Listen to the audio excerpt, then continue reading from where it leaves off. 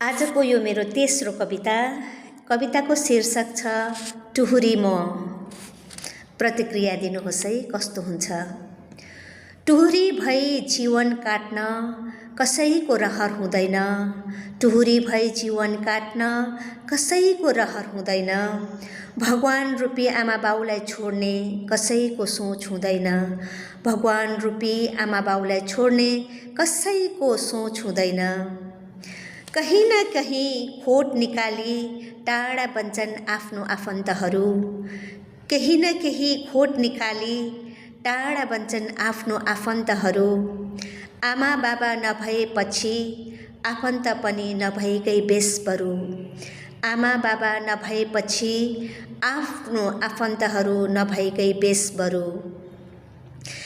देख्न साथ भन्छन् सबैले टुहुरा टुहुरीको व्यवहार हुँदैन भनेर।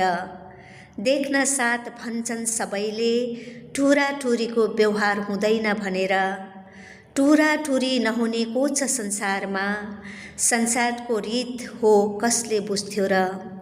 टुहुरा टुहुरी नहुने को छ संसारमा।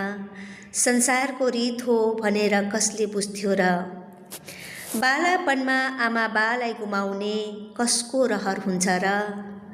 बालापनमा आमा बाबालाई गुमाउने कसको रहर हुन्छ र। दैवको खेला अगाडि आएपछि कसको के नै लाग्छ र।